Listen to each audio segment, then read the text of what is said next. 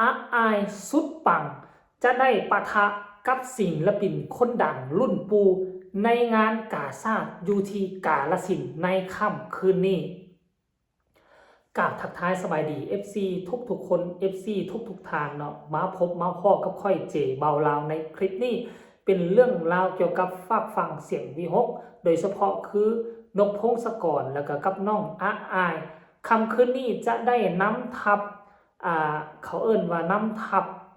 กลุ่มก้อนสมาชิกภายในวงเสียงวิหกไปบุกไปลุยอยู่ที่งานกาชาดของกาฬสินธุ์เนาะท่านผู้ชมเนาะทักทายสบายดีนั้นค่อยเจเบาลาวในคลิปนี้ในช่วงสายๆบ่ายๆท่านผู้ชมทุกคนกินข้าวกินน้ำกันแล้วหรือยังสำหรับค่อยเจเบาลาวยังบ่ทันกินเด้อคาดว่าเฮ็ดคลิปนี้ไปแล้วก็จะ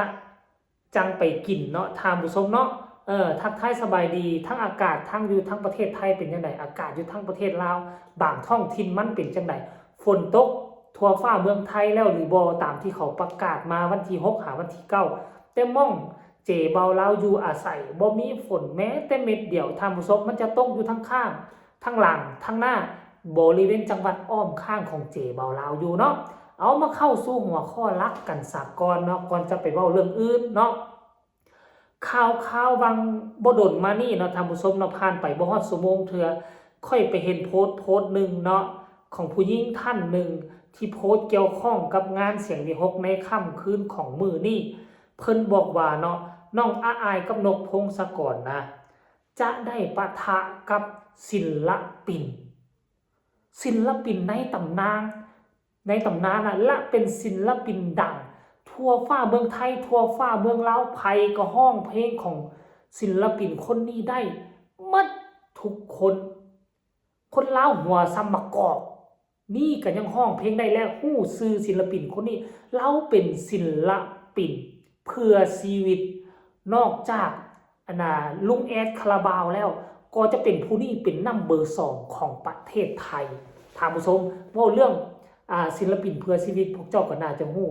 เนาะถ้าเว้าชื่อนี่ฮู้แน่นอนแล้วมันมีความเป็นไปเป็นมาคือจังได๋เป็นหยังวงเสียงวิหกจึงได้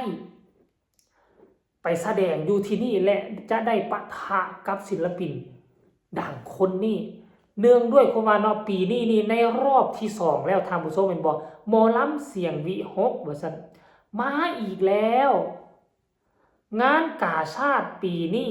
มาแสดง2รอบเต็มๆไปเลยค่ะว่าซั่นปังมากปังไม่ไหวคืนนี้หมอลำเสียงวิหกปะทะ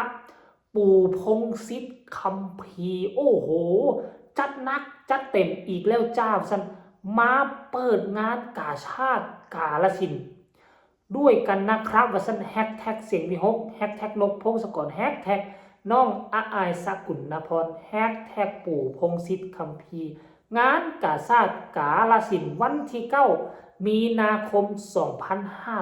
2568แล้วก็มีรูปพ่อนกรูปน้องอาอายแล้วก็รูปผู้ใดนี่3คนรูปผู้นี้เป็นนางเอกประจำวงเสียงวิหกบ่เอาขึ้นหน้าบักใหญ่ๆเลยโอ้แพรวาท่านผู้ชมบ่แม่นแพรวาบ่งานกาชาดเนาะท่านผู้ชมหมอลำเสียงวิหกนกพงศกรงานมหากรรมปรุงลางแพรวากาชาดกาฬสินธุ์ท่านผู้ชมเว้ยโอ้โหฮู้บ่ว่าค่อยเชื่อว่าน้องอาอายต้องฮู้แน่นอนฮู้จักศิลปินคนนี้ฮู้จักพี่ปู่เนาะหรือว่าอ้ายปู่พงษ์สิทธิ์คัมภีร์บ่มีผู้ใดจะบ่ฮู้โดยเฉพาะคือไผเป็นนักร้องหมอลำนักร้องลูกทุ่งนักร้องสตริงนักร้องเพื่อชีวิตไผก็ฮู้โดยเฉพาะคือลาวและก็ไทยฮู้จักปู่พงษ์สิทธิ์คัมภีร์ปู่พงษ์สิทธิ์คัมภีร์นี่ปัจจุบันนี้อายุอานามก็หลายแล้วแก่แล้วแต่ยังรับงานรับจ็อบอยู่ค่าจ้างของเพิ่นต่อคืนนึงนี่บ่ธรรมดาท่านผู้ชมจ้างเราผู้เดียวนี่เผลอๆค่าโตของเราเทียบเท่ากับจ้างหมอลำวงหนึ่งซ้ำท่านผู้ชมเนาะเพราะด้วยความโด่งความดังด้วยความเป็นศิลปินที่เป็นแนวหน้าเบอร์ต้นๆของเมืองไทยแล้วมื้อนี้น้องอาอายเที่ยมีบุญวาสนาแล้วที่จะได้มาเขาเอิ้นว่ามาปะทะมายืนเฮียงข้างเวทีอาจจะเอาข้างกันหรือว่าหันหน้าใส่กันหรือจะตั้งข้างกันคือข้างกรแอนอรดีปะทะวงเสียงวิหกนั่นหรือบ่แต่ว่าถึงจังไดก็ตามท่านผู้ชม เราเป็นศิลปินที่มากความสามารถเป็นศิลปินคนหนึ่งแหละที่ประสบผลสำเร็จเป็นศิลปินเพื่อชีวิตคนหนึ่งที่สามารถเขาว่าครอบครองเบอร์2ของประเทศไทยได้อันเบอร์1นี่เขาปฏิเสธบ่ได้ต้องเป็นทั้งวงแอดคาราบาวเบอร์2ก็ต้องเป็นไอ้ปู่พงษ์สิทธิ์คำพีเพราะเป็นรุ่นนอกที่สืบทอดจากแอดคาราบาวแล้วน้องอาอายก็จะได้เฮียนหุ้ยอย่างน้องอาอายจะได้ผลประโยชน์อย่างในการมาปะทะกับปู่พงษ์สิทธิ์คำพีครั้งนี้อย่าลืมว่าน้องอายนอกจากจะ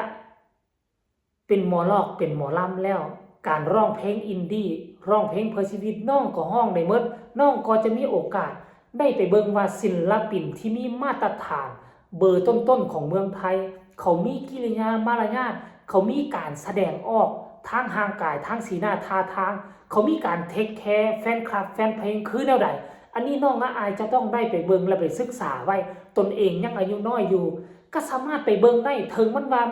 มันบ่ได้อยู่สายหมอลอกหมอลำแต่อย่างน้อยๆเราก็เป็นนักร้องเจ้าก็เป็นนักร้องหมอลำเจ้าสามารถไปเบิ่งแล้วเอามาปรับปรุงแก้ไข